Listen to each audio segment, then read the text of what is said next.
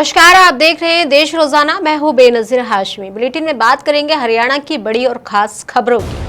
प्रधानमंत्री नरेंद्र मोदी ने आज जिंद रेलवे जंक्शन से देश की पहली हाइड्रोजन ट्रेन को हरी झंडी दिखाकर सोनीपत के लिए रवाना किया। इसके साथ ही हाइड्रोजन फ्यूल से चलने वाली ट्रेन शुरू करने वाला भारत दुनिया का 5वां देश बन गया है।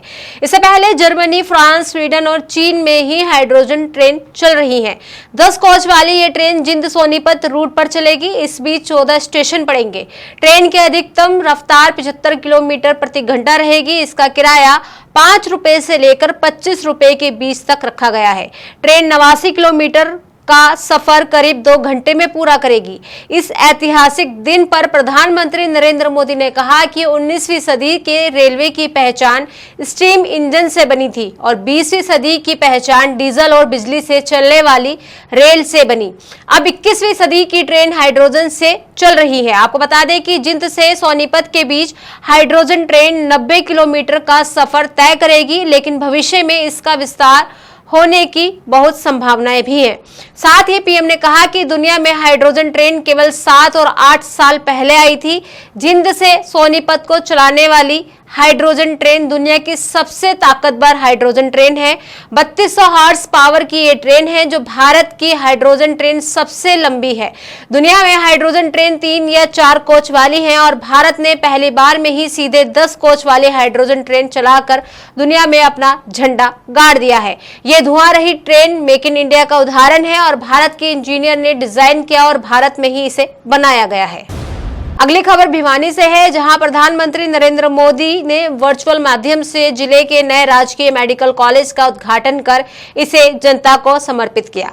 उद्घाटन समारोह में प्रदेश की कैबिनेट मंत्री श्रुति चौधरी, राज्यसभा सांसद किरण चौधरी और सांसद धर्मवीर सिंह सहित कई जनप्रतिनिधि मौजूद रहे। आपको बता दें कि समारोह के दौरान पर्यावरण संरक्षण और स्वच्छ ऊर्जा को बढ़ावा देने का संदेश भी दिया गया। कैबिनेट मंत्री श्रुति चौधरी और राज्यसभा सांसद किरण चौधरी कार्यक्रम स्थल तक इलेक्ट्रिक ऑटो से पहुंची। इसे ग्रीन एनर्जी के प्रति सरकार की प्रतिबद्धता के प्रतीक के रूप में देखा गया है। आपको बताते चले कि उद्घाटन के बाद शुरू होने वाला राजकीय मेडिकल कॉलेज भिवानी ही नहीं बल्कि आसपास के जिलों के लोगों के लिए भी आधुनिक स्वास्थ्य सुविधाएं उपलब्ध कराएगा। यहां 600 से अधिक बेड की क्षमता वाला अस्पताल होगा, जहां गंभीर मरीजों के इलाज की व्यापक व्यवस्था रहेगी। इसके साथ ही विशाल ओपीडी, आधुनिक आईसीयू और अत्याधुनिक चिकित्सा उपकरणों की सुविधाएं भी उपलब्ध होंगी, जिससे मरीजों को बेहतर इलाज मिल सकेगा। वहीं मेडिकल कॉलेज में 24 घंटे संचालित होने वाली इमरजेंसी एवं ट्रॉमा सेंटर भी स्थापित किया गया है। सड़क दुर्घटना और गंभीर मरीजों को गोल्डन आवर के भीतर उपचार उपलब्ध कराने पर विशेष ध्यान दिया जाएगा। इसके अलावा हृदय रोग, कैंसर, न्यूरोलॉजी और जटिल सर्जरी जैसे सुपर स्पेशलिटी सेवाएं भी उपलब्ध होंगी, जिससे मरीजों को इलाज के लिए बड़े शहरों का रुख नहीं करना पड़ेगा। यह संस्थान स्वास्थ्य सेवाओं के साथ साथ मेडिकल शिक्षा का भी प्रमुख केंद्र बनेगा। यहाँ हर साल 100 से अधिक MBBS सीटों पर प्रवेश की व्यवस्था होगी।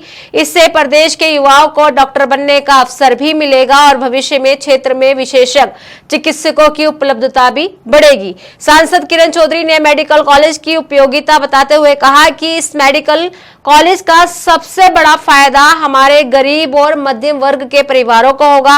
अब उच्च स्तरीय इलाज और बेहतर स्वास्थ्य सेवा उनके घर के पास उपलब्ध होंगी।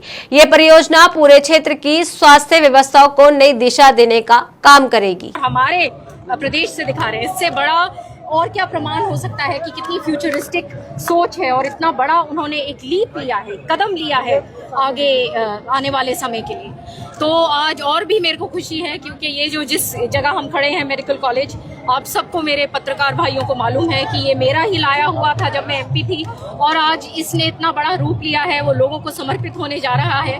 तो एक बहुत ज्यादा सेटिस्फैक्शन मुझे इस काम से है। मैं जितना धन्यवाद करूं माननीय मुख्यमंत्री जी का, प्रधानमंत्री जी का, उतना कम है। 25,000 करोड़ की सौगात आज हरियाणा पंजाब को पीएम मोदी देंगे। क्या विकसित राष्ट्र की तरफ है ये विकास? बिल्कुल, उनका हरदम यही कदम है कि ज्यादा से ज्यादा काम हो और जनप्रतिनिधि अपना इसका खूब लाभ ऐसे टाइम का उठाना चाहिए और खूब ज्यादा से ज्यादा काम अपने अपने क्षेत्रों में करवाना चाहिए, क्योंकि ये ऐसे मुख्यमंत्री हैं और ऐसे प्रधानमंत्री हैं जहां पे हर एक के लिए सोच है और डेवलपमेंट के लिए कोई कमी नहीं है।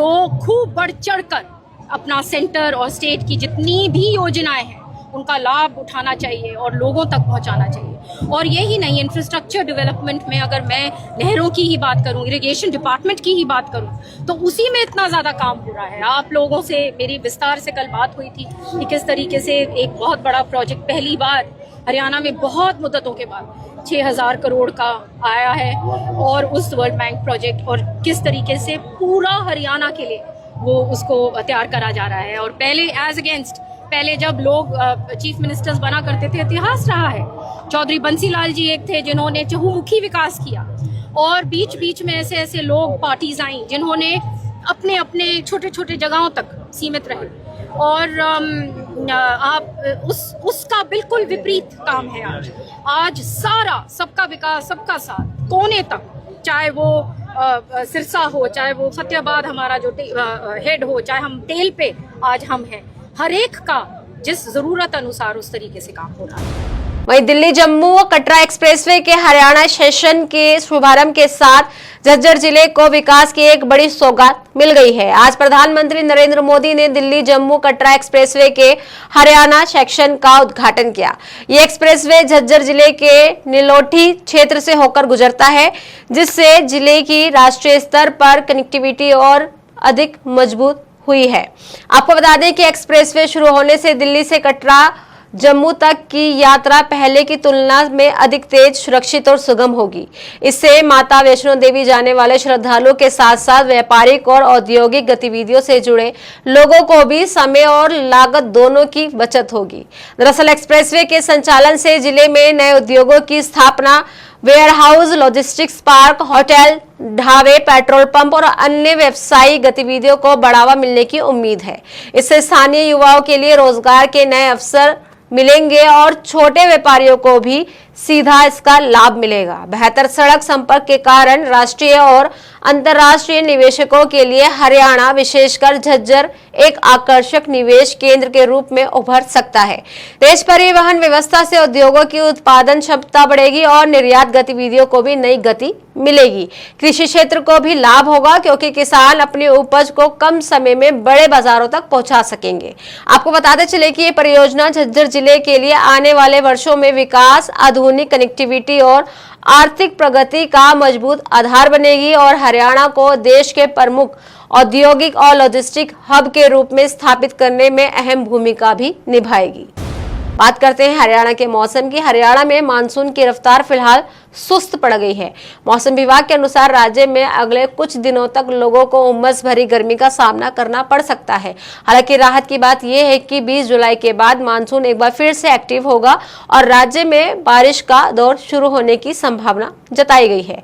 बताते चले कि मौसम विभाग ने आज प्रदेश के 17 जिलों, जिसमें सिरसा, फतेहाबाद, हिसार, जींद, भिवानी, चरखी दादरी, रोहतक, सोनीपत, पानीपत, महेंद्रगढ़, रेवाड़ी, झज्जर, गुरुग्राम, फरीदाबाद, पलवल, नूंह और झज्जर में भारी उमस और गर्मी को लेकर येलो अलर्ट जारी किया गया है। जबकि हरियाणा में 20 जुलाई तक मानसून की गतिविधियों में कमी बनेगी।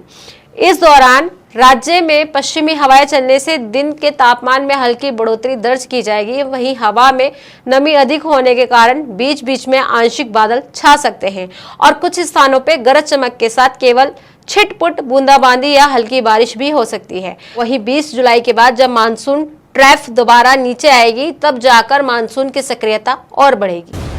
तो ये थी हरियाणा की बड़ी और खास खबरें। कल फिर होगी मुलाकात ऐसी ही ताजा खबरों के साथ। तब तक के लिए बने रहिए हमारे साथ और देखते रहिए देश रोजाना। नमस्कार। सब्सक्राइब करें देश रोजाना के YouTube चैनल को और नई वीडियो की नोटिफिकेशन पाने के लिए बेल आइकन जरूर दबाएं। अगर आप ये वीडियो Facebook या Instagram पर देख रहे हैं तो पेज को लाइक और फॉलो जरूर करें और ज्यादा से ज्यादा शेयर करें।